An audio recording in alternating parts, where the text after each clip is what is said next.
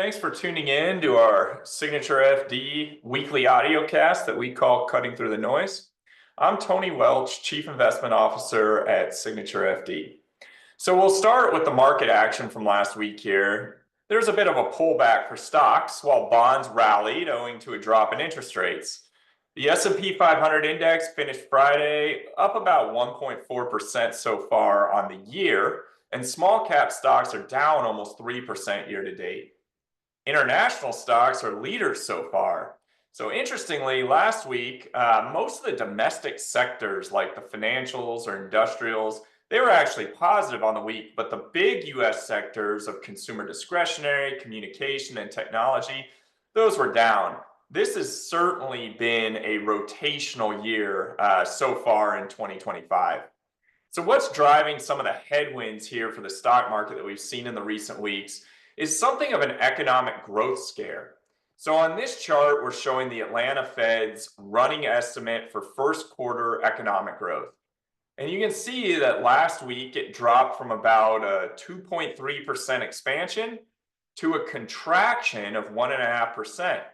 So what's going on here? Well, two things. First, consumers are pulling back on their spending, especially on big ticket goods.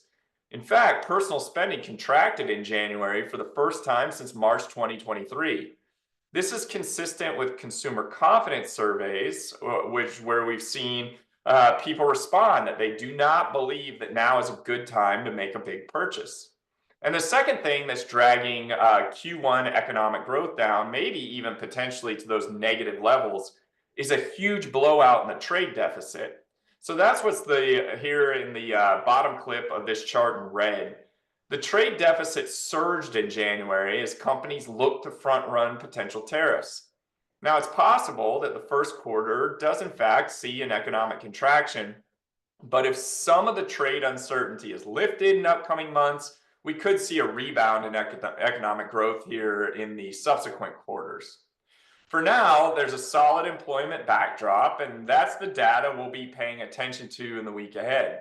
On Friday, we're going to get the update for the big national jobs report, and we'll want to see that companies continue to add workers and raise wages despite the policy uncertainty. Now, a risk that we're monitoring is that policy uncertainty remains elevated for much of the year. So here in the bottom clip of this chart, we're showing the spike higher in uncertainty, and the top clip shows us that when uncertainty is high, economic growth has almost been non-existent. Now, corporations grew revenue about 5% in the fourth quarter last year and earnings about 17%. That means that there was some pretty solid profit margin expansion. But if consumption begins to freeze up owing to a reduction in consumer spending trends, that could have a negative impact on sales, margins, and earnings as the year progresses. And that could be especially exacerbated if government spending trends are also slowing. So this chart shows economy-wide corporate profits relative to the size of the economy in blue. It shows government and personal savings as a percent of the economy in the black dash line. Now that number is inverted, so when it's rising, that actually means that the government and private sector are spending more. And when it's falling, it means that they're spending less. There's a reasonably tight relationship implying that if government and consumer spending reverses, profits will face a major headwind. So it's good to pay attention to the risks, but one positive of late is that bond yields have begun to stop their ascent and even begun to work a little bit lower in the past month.